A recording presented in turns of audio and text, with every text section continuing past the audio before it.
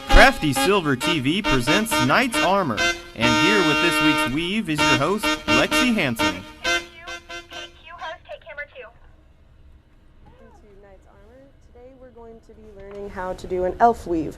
So it looks kind of like this, and when you stretch it out it kind of, shows that pattern, but you can lay it down and it looks a little different.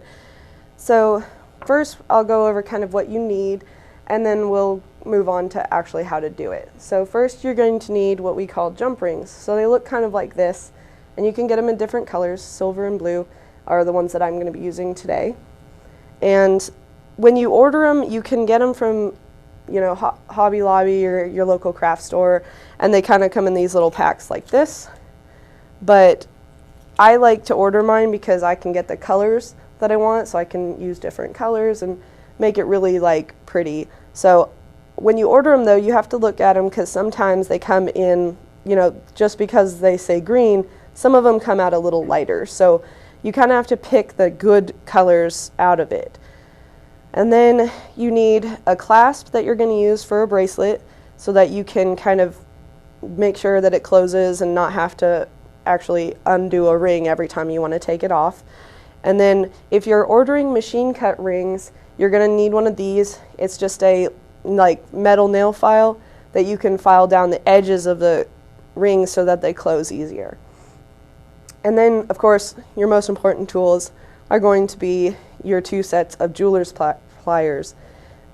When you get them, make sure they don't have the ridges in the middle, because when they have the ridges it will actually scratch your rings. So if you're using colored rings, they'll end up looking silver by the time you're done. So you want to make sure that you're good on that.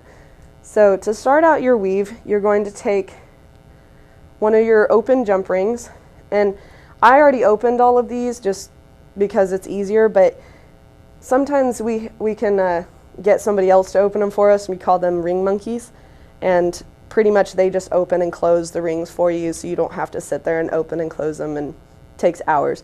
So I already opened and closed a bunch. So you're going to take an open one, and you're going to take 4 of your your regular closed jump rings, and you're going to put them on the open one, just like this. So they're kind of hanging on it.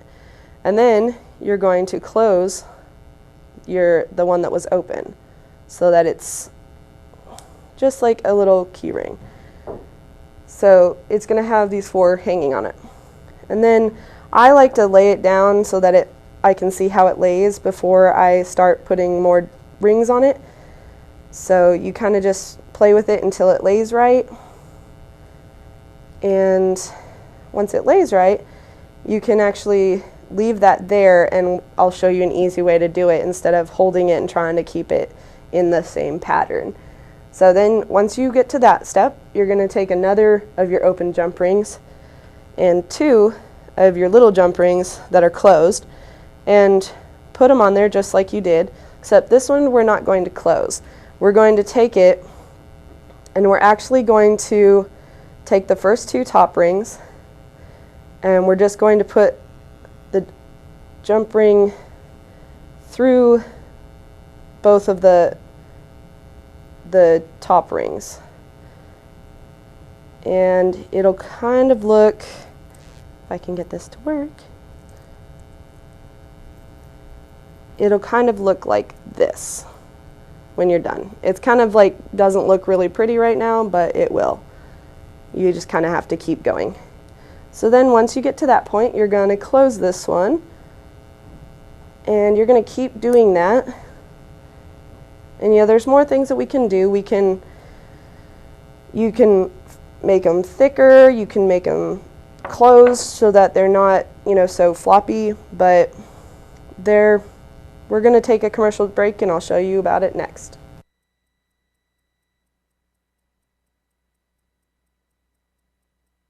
Are you a new parent and can't find a way to make your baby stop crying?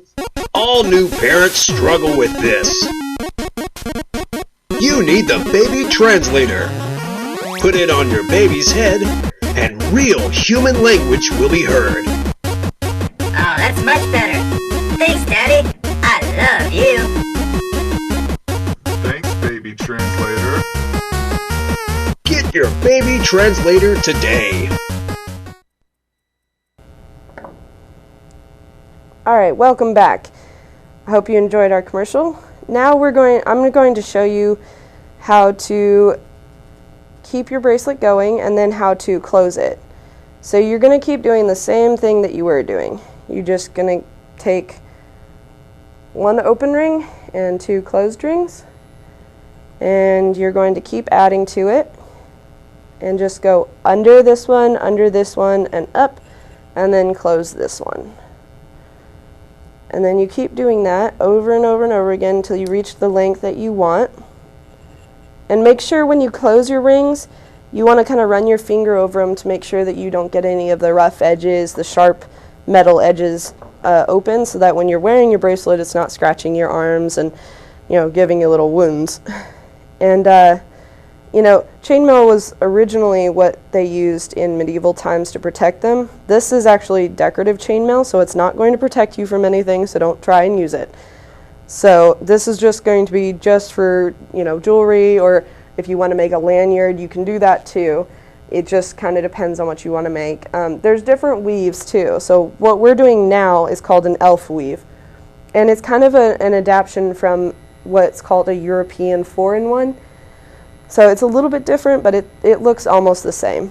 And then there's other things, like there's the Persian weave that's more boxy. So it's going to be more like a thick, not as pliable, not going to move as much. And so we're doing the elf weave. And so you keep doing that. You just keep stacking on rings, and you keep doing that as much as you can, as much as you want, you know, however long you want it. Like this could be a keychain, so you could, you know, attach it to a backpack or anything you really wanted to do. And, you know, you could make pretty much anything you wanted, any accessory. You could make a necklace. I've even seen people make chainmail bikinis, so it's possible. There's also something that's kind of cool, but you have to adapt your weave a little bit, and they're the same as jump rings, except they're rubber. So instead of it being like this where, you know, it doesn't go anywhere, it actually will stretch. So you can make stretchy chainmail too, which is kind of cool because you can make stretchy bracelets and, you know, other things that, like lanyards that you would want to not break if anything pulled on them. So I'm going to show you how to close this really quick. So you're going to just take an open jump ring with no closed rings, and you're going to do the same thing that you would if you had the two closed rings on it, and just put one ring at the end. So you can do that. And then you close it. And something cool about chainmail is if you close it and you hear that clicking, if you're doing it where you're in a really dark room where it's, you know, there's no lights really, you can actually see it will spark. So it's kind of cool because you can see these little sparks coming off of it. And you're going to do the same thing on this side. You're just going to take the ring and do the same thing. Do one over and one under. I got that backwards. And do that. And then close this. So that way it kind of makes this cool, almost pointed edge shape of a square instead of your normal, you know, squared edges. And then you're going to take your clasps. So I have one of these clasps just because I like it. It's kind of roundish, and you squeeze it right here to open it. So it's kind of nice because it's secure, so it's not going to pop off just randomly. I've had that happen a couple times. And so you kind of, I mean, it's really tight. So you see this little ring on the end.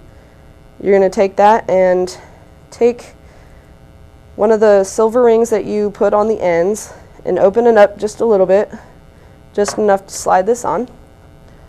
And you're going to slide that on just like this and close it. And you have a nice little keychain. So you can hang this on your backpack or anything you want. Also, if you want, I go to ringlord.com, but you can too.